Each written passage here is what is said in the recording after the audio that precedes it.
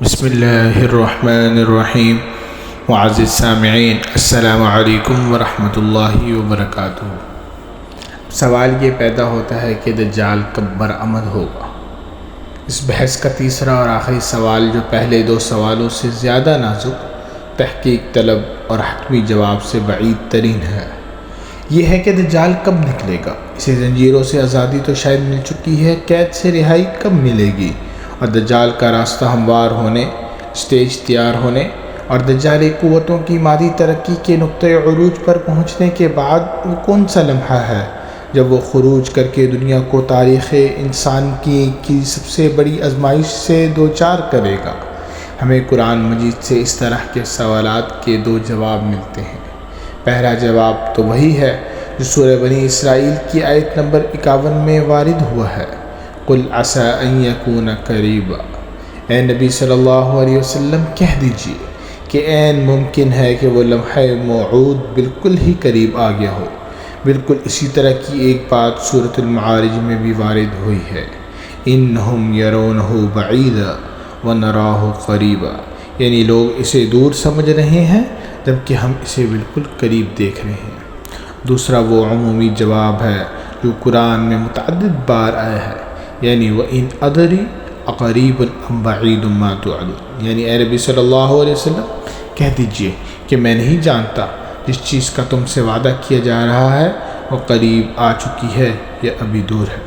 قُلْ إِنْ أَدْرِي أَقَرِيبٌ مَا تُوعَدُونَ أَمْ يَجْعَلُ لَهُ رَبِّي أَمَدًا، یعنی اے نبی صلی اللہ علیہ وسلم کہہ دیجئے میں نہیں جانتا جس چیز کا وعدہ تم سے کیا جا رہا ہے وہ ان قریب پیش آنے والی ہے یا ابھی میرا رب اس کے ضمن میں کچھ تاخیر فرمائے گا۔ خلاصہ یہ ہے کہ اللہ رب العزت نے جن خاص حکمتوں کے تحت قیامت کا علم کسی کو نہیں دیا، اسے 100% مخفی رکھا ہے۔ اسی طرح علامات قیامت کے ظہور کے وقت کی حتمی تعیین بھی تقریباً ناممکن ہے۔ البتہ بعض قرائن و شواہد کی بنا پر ہمارے اکابر یا اس موضوع سے دلچسپی رکھنے والے اہل علم نے اب تک جو کچھ فرمایا ہے، ذیل میں ہم اس سے کچھ باتیں بیان کرتے ہیں۔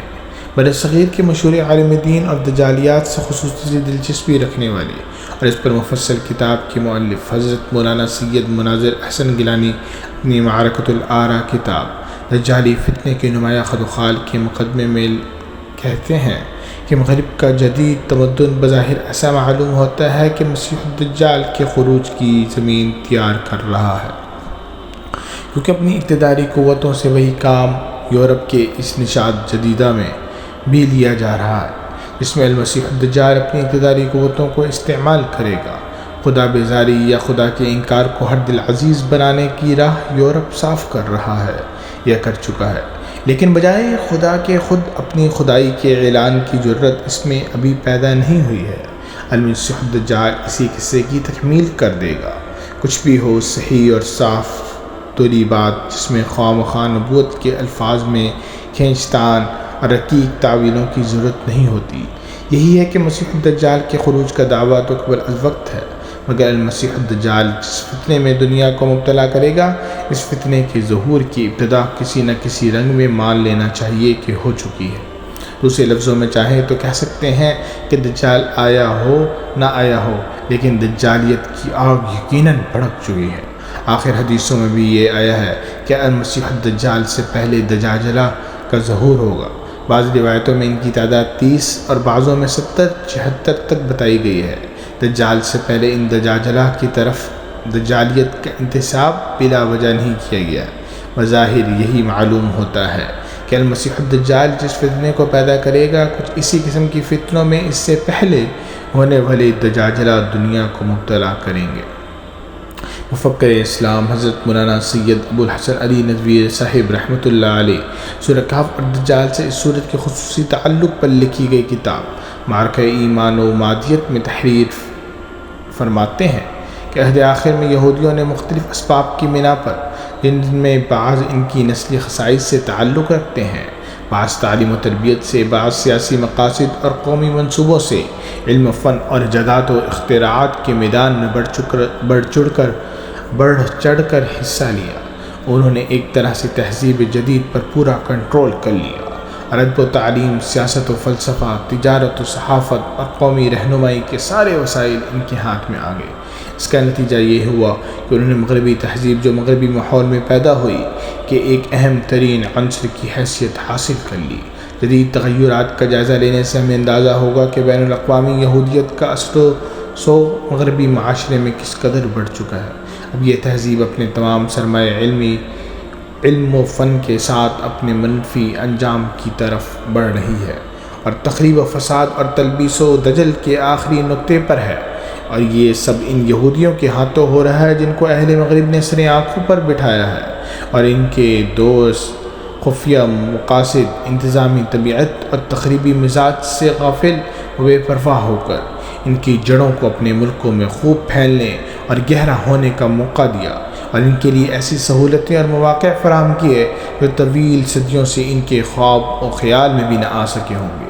یہ انسانیت کا سب سے بڑا ابتلا ہے، اور نہ صرف عربوں کے لیے جو ان کو بھگت رہے ہیں، نہ صرف اس محدود رقبے کے لیے جہاں موت و زیست کی یہ کشمکش برپا ہے، بلکہ ساری دنیا کے لیے سب سے بڑا خطرہ ہے۔ عالم عرب کے مشہور عالم، داعی اور محقق شیخ صفر بن عبد الرحمن الحوالی اپنی کتاب یوم الغضب میں کہتے ہیں، رہا آخری مشکل سوال کہ غضب والا دن کب نازل ہوگا، اللہ تعالیٰ ویرانے کی گندگی کو کب تباہ کریں گے، بیت المقدس کی زنجیریں کب کٹیں گی؟ اس کا جواب ہم نے ضمناً پہلے ہی دے دیا ہے۔ پہلے گزر چکا ہے کہ دانیال نے کرب اور کشائش کے درمیان 45 برس کا تعین کیا ہے۔ ہم دیکھ رہے ہیں کہ دانیال کی نشاندہی کے مطابق پلیٹ ریاست 1967 میں قائم ہوئی، یعنی اسرائیل کا بیت المقدس پر قبضہ 1967 میں ہوا۔ اب سوال یہ پیدا ہوتا ہے کہ کرنا کیا چاہیے؟ یہاں پہنچ کر انسان کا ایمان اور ضمیر اس سے پوچھتا ہے اب کرنا کیا چاہیے؟ ہمارے سب سے بڑے اور سچے خیر خواہ جناب کریم صلی اللہ علیہ وسلم نے اپنے سچی احادیث میں ہمیں اس خطرناک دور میں اپنے دفاع اور اقدام کے حوالے سے کچھ نصیحتیں ارشاد فرمائی ہیں۔ ہمارے لیے ان سے بڑھ کر تو کوئی چیز ڈھال یا ہتھیار نہیں ہو سکتی۔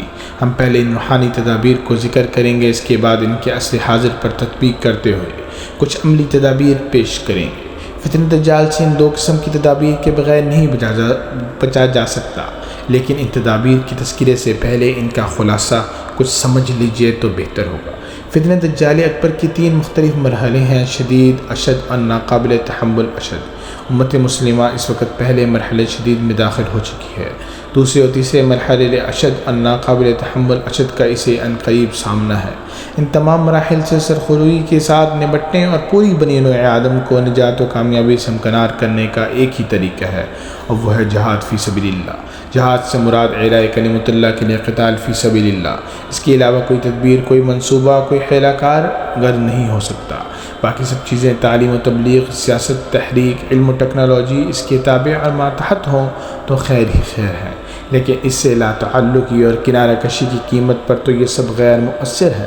آج تک مسلمانوں کی ترقی و کامیابی کا راز یہی رہا ہے، اور آئندہ بھی اللہ کا قانون تبدیل نہیں ہو سکتا۔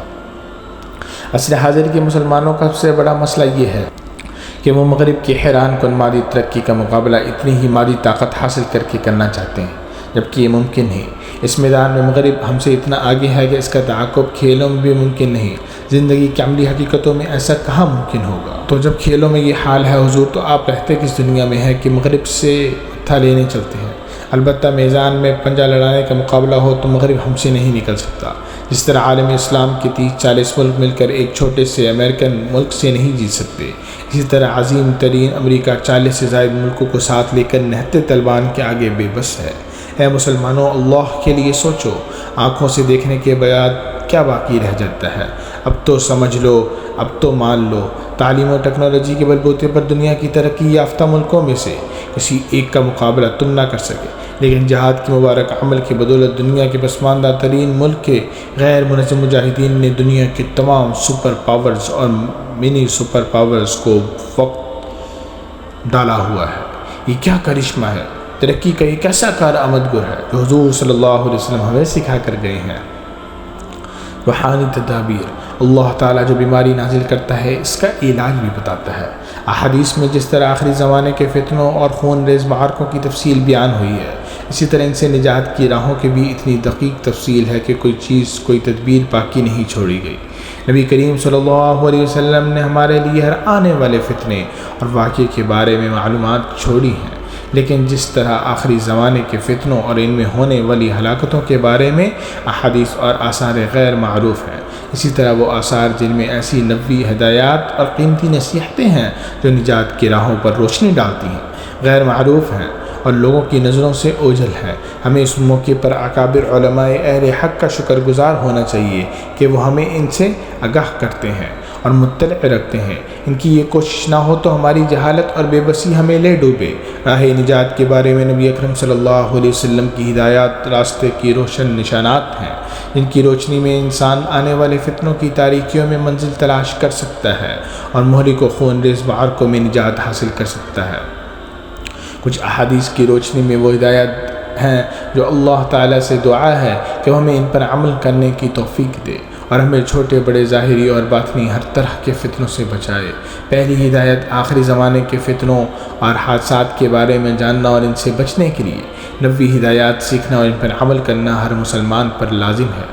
ان کا خلاصہ یہ ہے کہ اللہ پر یقین کو مضبوط کر لیا جائے، اپنے رب کے ساتھ مضبوط بنیادوں پر تعلقات استوار کیے جائیں، دین کے لیے فدائیت اور فنائیت کا جذبہ پیدا کیا جائے اور فتنوں کے حوالے سے حدیث شریف میں بیان کی جانے والی نصیحتوں کو آخری تدبیر سمجھ کر ان پر سختی سے عمل کیا جائے، کیونکہ یہ فتنے کسی کو بھی متاثر کیے بغیر نہیں چھوڑیں گے۔ جو ان کو پہلے سے جانتا ہوگا بچ جائے گا، اور جس کا ایمان قوی ہوگا وہ اللہ پر یقین پختہ ہوگا، وہ کامیاب ہو جائے گا۔ دوسری ہدایت ہر مسلمان پر لازم ہے کہ دل کی گہرائیوں سے اللہ تعالیٰ سے دعا کرے کہ اللہ تعالیٰ اسے فتنوں کا شکار ہونے سے بچائے اور حق کی مدد کے وقت باطل والوں کے ساتھ کھڑے ہونے کے عذاب سے محفوظ رکھے۔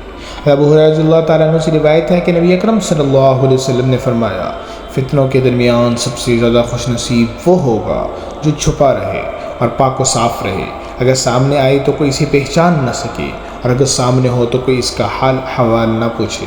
اور لوگوں میں سب سے زیادہ بد نصیب وہ خطیب ہوگا جو بلند آواز سے فصیح و بلیغ خطبہ دے گا، اور وہ سوار ہوگا جو سواری کو تیز دوڑنے پر مجبور کرے گا۔ ان فتنوں کے شر سے وہی نجات پائے گا جو سمندر میں ڈوبنے والے کی طرح خلوص سے دعا مانگے گا۔ لہٰذا ہر صاحب ایمان پر اولاً تو یہ لازم ہے کہ دل کو باطنی گندگیوں سے پاک کرے اور اسے ریاکاری و شہوت پرستی، بخل و تکبر اور حسد و حرص جیسے امراض سے صاف کرے۔ یہ بیماریاں دلوں کو مردہ کر دیتی ہیں اور ایسے لوگ فتنے کے دوران استقامت نہیں دکھا پاتے۔ نمود نہائش کی چاہت، قدر و منزلت کی تمنا سراسر بدنصیبی ہے، اور اپنے آپ کو دوسروں سے بڑا سمجھنا، دوسروں کی ترقی پر چلنا، اللہ کے راستے میں خرچ کرنے کے بجائے مزید کی حرص کرنا تباہی کا باعث ہے۔ پھر اس کے بعد اسے چاہیے کہ گڑگڑا کر خلوص کے ساتھ ایسے دل سے دعا مانگے جو درد میں ڈوبا ہوا ہو، ایسی دعا جو سمندر میں ڈوبنے والا مانگتا ہے۔ یہ دعا اس کے دل و دماغ سے بلکہ اس کے ہر عضو، ہر بال کی جڑ سے نکل رہی ہو۔ یہی دعا وہ ڈھال ہے جو فتنوں میں کام آئے گی۔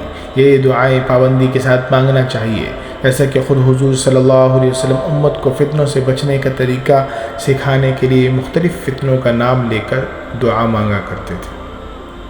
تیسری ہدایت ان تمام گروہوں اور نٹ نئی پیدا شدہ جماعتوں سے علیحدہ رہنا جو علماء حق اور مشائخ اعظام کے متفقہ اور معروف طریقے کے خلاف ہے اور اپنی جہالت یا خود پسندی کی وجہ سے کسی نہ کسی طرح کی گمراہی میں مبتلا ہیں۔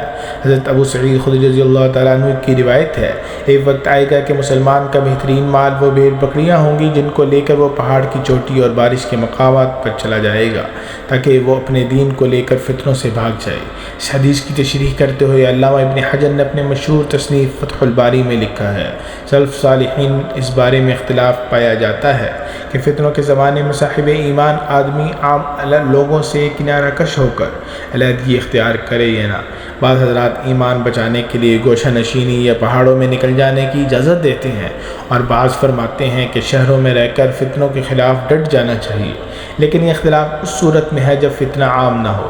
لیکن اگر فتنہ عام ہو جائے تو پھر فتنہ زدہ لوگوں سے علیحدگی اور تنہائی کو ترجیح دی گئی ہے، یعنی قابل برداشت حالات میں تو انسان کو معاشرے کے درمیان ہی رہنا چاہیے اور ان کے خلاف آواز بلند کرنی چاہیے۔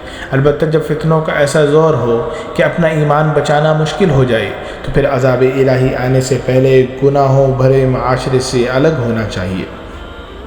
عبداللہ بن عمر رضی اللہ تعالیٰ عنہ کی روایت ہے کہ اللہ کے رسول صلی اللہ علیہ وسلم نے فرمایا، اے عبداللہ بن عمر، اگر تو ادنا درجہ لوگوں کے درمیان رہ گیا تو پھر کیا کرے گا؟ یہ وہ لوگ ہوں گے جنہوں نے اپنے عہد و پیمان اور ایمانتوں کو ضائع کر دیا۔ پھر وہ ایسے ہو گئے اور آپ صلی اللہ علیہ وسلم نے ہاتھوں سے اشارہ کرتے ہوئے اپنی انگلیوں کو آپس میں پیوست کر لیا۔ انہوں نے پوچھا، ایسے وقت میرے لیے کیا حکم ہے؟ آپ صلی اللہ علیہ وسلم نے فرمایا، عام لوگوں کو چھوڑ کر خاص لوگوں کے ساتھ مل جانا۔ ہمارے زمانے میں عہد و پیمان کا کوئی خیال نہیں رکھتا، لوگ وعدے کر کے صاف مکر جاتے ہیں، یہاں تک کہ کہہ دیتے ہیں یہ کوئی قرآن و حدیث تھوڑا ہے، امانتوں کا کوئی خیال نہیں کرتا، امانتوں کا کوئی خیال نہیں رکھتا۔ خیانت اور کرپشن عام ہے، سوائے ان کے جن پر اللہ کی رحمت ہے سب کے مزاج بگڑ چکے ہیں سب کے مزاج بگڑ چکے ہیں، ضمیر مردہ ہو چکے ہیں۔ یہ خرابیاں مزید بڑھتی جائیں گی اور عنقریب ایک ایسا وقت آئے گا کہ عوام میں رہنا اپنی آخرت کو برباد کرنے کے مترادف ہوگا۔ اللہ والے خواص، علماء و مشائخ، اصلاحی حلقے، مدارس و خانقاہ کی صحبت کے علاوہ کوئی جائے پناہ نہ ہوگی۔ چوتھی ہدایت، جب حضرت مہدی کا ظہور ہوگا تو ان کے خلاف نکلنے والے لشکر میں کوئی صاحب ایمان ہرگز شامل نہ ہو، بلکہ حضرت مہدی کی بیعت میں جب ان کی احادیث میں بیان کردہ علامات کے مطابق پائیں جلدی کرے۔ پہلے بتایا جا چکا ہے کہ جو بد نصیب لشکر حضرت مہدی کے ساتھ لڑنے کے لیے پہلے جائے گا وہ کفار کا نہیں، مسلمانوں کا لشکر ہوگا۔ ان میں سے کچھ تو ایسے ہوں گے جن کو لڑائی پر مجبور کیا ہوگا، لیکن کچھ ارتداداً سوچ سمجھ کر لڑنے کے لیے آئیں گے۔ یہ وہ نام و نہاد مسلمان ہوں گے جو فکری ارتداد کا شکار ہو چکے ہوں گے، اور ان کو حضرت مہدی کے رفقا، دہشت گرد، شدت پسند، بنیاد پرست وغیرہ نظر آ رہے ہوں گے۔ ان سب کو زمین میں دھسا دیا جائے گا، پھر ان کا حشر اپنی اپنی نیتوں کے مطابق ہوگا۔ ہر مسلمان اس کی احتیاط کرے کہ اس کا خاتمہ اس منحوس طریقے سے نہیں ہونا چاہیے۔ اللہ کے رسول صلی اللہ علیہ وسلم فرماتے ہیں، پناہ لینے والا یعنی حضرت مہدی بیت اللہ میں پناہ لے گا، اس کی طرف فوج بھیجی جائے گی، جب وہ بیابان کھلے میدان میں پہنچے گی تو زمین میں دھس جائے گی۔ جب حضرت مہدی کا ظہور کی اطلاع ملے اور ان میں سے سچے مہدی کی علامات پائی جائیں جو بیان ہوئی ہیں تو ان کی مخالفت کے بجائے ان کے ہاتھ پر جہاد کی بیعت میں سبقت لے جانے کی کوشش کی جائے۔ اس زمانے میں ہر مسلمان پر واجب ہوگا کہ حضرت مہدی کے حلقہ مجاہدین میں شامل ہو کر اعلاء کلمت اللہ کے لیے اللہ کے راستے میں اپنی جان و مال پیش کرے۔ حضرت مہدی کی پہچان کا ایک ذریعہ تو وہ علامات ہیں جو احادیث میں بیان ہوئی، دوسرا ذریعہ امیر جہاد کی سچی طلب ہے۔ اس کی برکت سے بھی اللہ مدد کرے گا، دل میں خیر کا القاء کرے گا اور سچے مہدی اور ان کے ساتھیوں کی پہچان ہو جائے گی، ورنہ جن کو طلب نہ ہوگی وہ علامات دیکھ کر بھی ان کا ساتھ نہ دیں گے، بلکہ گھروں میں بیٹھے بیٹھے علماء، طالبان اور مجاہدین پر تبصرہ کرتے رہیں گے۔ اسلام کی سربلندی کے لیے امیر جہاد کی سچی طلب اور جستجو آخری زمانے کے لوگوں کے لیے سعادت کی علامت اور آخرت کا سرمایہ ثابت ہوئی۔ آپ صلی اللہ علیہ وسلم فرماتے ہیں، جب تم اسے دیکھو تو اس کی بیعت کرو، خواہ تمہیں برف پر سے گھٹنوں کے بل چل کر آنا پڑے، کیونکہ وہ اللہ کا خلیفہ مہدی ہوگا۔ پانچویں ہدایت یہ ہے کہ امریکہ اور مغربی ممالک کے گناہوں بھرے شہروں کے بجائے حرمین، ارض شام، بیت المقدس وغیرہ میں رہنے کی امکانی حد تک کوشش کرنا۔ خونی معرکوں میں زمین کی یہ خطے اہل ایمان کی جائے پناہ ہے، دجال ان میں داخل نہ ہو سکے گا۔ نعیم بن حماد نے کتاب الفتن میں روایت کی ہے کہ اللہ کے رسول صلی اللہ علیہ وسلم نے فرمایا، بے شک دجال 4 مسجدوں، مسجد حرام، مسجد نبوی، مسجد طور سینہ اور مسجد اقصیٰ کے سوا ہر گھاٹ پر پہنچے گا۔ چھٹی ہدایت یہ ہے کہ پابندی سے تسبیح و تحمید اور تحلیل و تکبیر کی عادت ڈالی جائے۔ یہ چاروں چیزیں تیسرے کلمے میں موجود ہیں۔ جس کو ذکر کی لذت سے آشنائی ہوگی ان کو ذکر سے ایسا مزہ آئے گا کہ کھانے پینے سے بے نیاز ہو جائیں گے۔ دجال کے فتنے کے عروج کے دنوں میں جب وہ مخالفین پر غذائی پابندیاں لگائے گا، ان دنوں ذکر و تسبیح غذا کا کام دے گی۔ لہذا مسلمان صبح شام مسنون تسبیحات، درود شریف، تیسرا یا چوتھا کلمہ اور استغفار کی عادت ڈالے۔ سورہ کہف کی ابتدائی یا آخری 10 آیتیں یاد کر کے ان کے ورد کا معمول بنائے۔ دجال کے فتنوں کے دنوں میں یہ چیز نہایت برکت والی اور روحانی دوا کے ساتھ جسمانی غذا بھی ثابت ہوگی۔ ایک عظیم الشان حدیث میں جسے حضرت ابو امامہ رضی اللہ تعالی عنہ نے ہمارے لیے روایت کیا ہے کہ اس میں اللہ کے رسول صلی اللہ علیہ وسلم ہمیں سکھاتے ہیں کہ دجال کے زمانے میں ہم بھوک اور پیاس کا کیسے سامنا کریں۔ راوی کہتا ہے پوچھا گیا اے اللہ کے رسول صلی اللہ علیہ وسلم ان دنوں کون سی چیز لوگوں کے لیے حیات بخش ہوگی؟ آپ صلی اللہ علیہ وسلم نے فرمایا تسبیح سبحان اللہ کہنا، تحمید الحمدللہ کہنا، تکبیر اللہ اکبر کہنا۔ کھانے پینے کی جگہ ان کے اندر سرایت کر جائے گی حدیث لوگوں کی ذہن نشین کر لینی چاہیے اور اسے اپنے عمل کی بنیاد بنا لینا چاہیے۔ دجال کے زمانے میں اس حدیث سے بھوک اور پیاس کے فتنوں کا سامنا کیا جا سکتا ہے۔ بس آج سے اللہ کا ذکر اور قرآن مجید کی تلاوت کا معمول بنائیں۔ ابھی سے قیام اللیل رات کو اٹھ کر نماز پڑھنے، ذکر و وظائف کی عادت ڈالیں۔ دجال کے زمانے میں یہ عادت ایسی خوش نصیبوں کے لیے آب حیات ثابت ہوں۔ بقیہ انشاءاللہ اگلے پارٹ میں۔ وآخر الدعوانا الحمدللہ رب العالمین۔ السلام علیکم ورحمۃ اللہ وبرکاتہ۔